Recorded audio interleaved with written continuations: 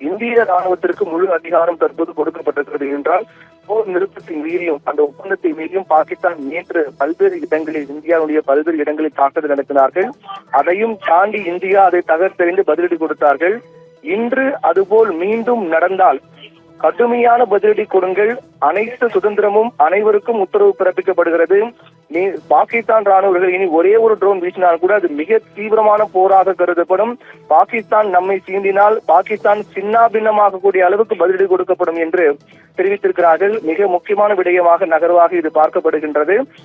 மேலும் பாகிஸ்தான் தாக்குதல் நடத்தினால் இந்திய வீரர்கள் எப்படி பதிலடி கொடுப்பார்கள் என்று அவர்களுக்கே நன்கு தெரிந்திருக்கும் என்று நம்முடைய அதிகாரிகள் தெரிவித்திருக்கிறார்கள்.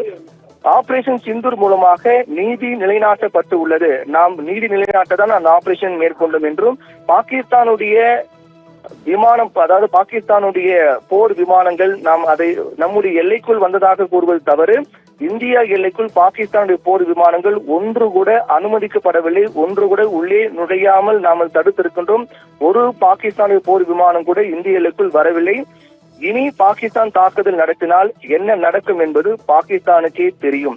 இதுதான் கடைசி வார்னிங். இனி பாகிஸ்தான் ஒரு சிறிய தாக்குதல் மேற்கொண்டாலும் கூட அவர்களை சின்னாபின்னமாக்கக்கூடிய அளவில் இந்தியா ஏவுகணை தாக்குதலை நடத்தும்.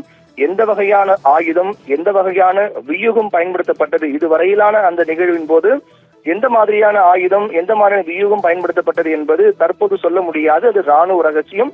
அது தொடர்ந்து நாங்கள் கடைபிடித்து வருகின்றோம் என்று தெரிவிக்கப்பட்டிருக்கிறது.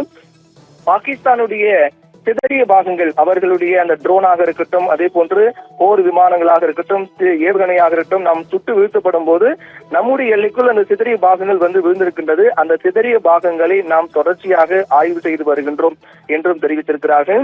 மேலும் பயங்கரவாதிகளுடைய பயிற்சி மையத்தை அழிக்க வேண்டும் என்ற இலக்கை நாம் அடைந்து விட்டோம் என்று தெரிவித்திருக்கிறார்கள். நம்முடைய இலக்கு என்பது பயங்கரவாதத்தை அழிக்க வேண்டும் தான். அந்த இலக்கை நாம் அடைந்து விட்டோம் என்றும் அமைதியை நிலைநாட்டுவதே நம்முடைய நோக்கம், அதை நாம் தொடர்ந்து கடைபிடிப்போம் என்று தெரிவித்திருக்கிறார்கள். இதுவரையிலான ஏற்கனவே கூறிய தகவலை தற்போது மீண்டும் இவர்கள் உறுதிப்படுத்தியிருக்கிறார்கள். ஆபரேஷன் சிந்தூர் மூலமாக கிட்டத்தட்ட 100 பயங்கரவாதிகள் கொல்லப்பட்டிருக்கிறார்கள் என்று தெரிவித்திருக்கிறார்கள். அதே போன்று பாகிஸ்தானுடைய ராணுவர்கள் இந்தியாவுடைய வழிபாட்டு தலங்கள் குருத்வாரா உள்ளிட்ட பல்வேறு வழிபாட்டு தலங்களை அவர்கள் குறிவைத்து தாக்குதல் நடத்தியிருக்கிறார்கள். அந்த தாக்குதலை நாம் வெற்றிகரமாக முறியடித்திருக்கின்றோம். பெரும்பான்மையான ட்ரோன் நடுவானிலேயே சுட்டு வீழ்த்தப்பட்டிருக்கிறது. ஒட்டுமொத்தமாக அவருடைய இந்த செய்தியாளர் சந்திப்பு கூட்டாக என ஏற்கனவே தொடர்ந்து நம்முடைய பிரதமர் நரேந்திர மோடி உயர்மட்ட பாதுகாப்பு ஆலோசனைகளை மேற்கொண்டு வருகின்றார். அவர் தெரிவித்திருக்கூடிய மிக முக்கியமான விஷயம் 2 விஷயமாக இருக்கலாம். ஒன்று, பாகிஸ்தானுக்கு இது இறுதி எச்சரிக்கை. பாகிஸ்தான் நம்மை தீண்டினால் அதிரடியான பதிலடி கொடுங்கள், அது போராக இருந்தாலும் பரவாயில்லை, போராக கூட நாம் எடுத்துக்கொள்ளலாம் என்று ராணுவ வீரர்களுக்கு அனைவருக்கும் அந்த உத்தரவானது பிறப்பிக்கப்பட்டிருக்கிறது.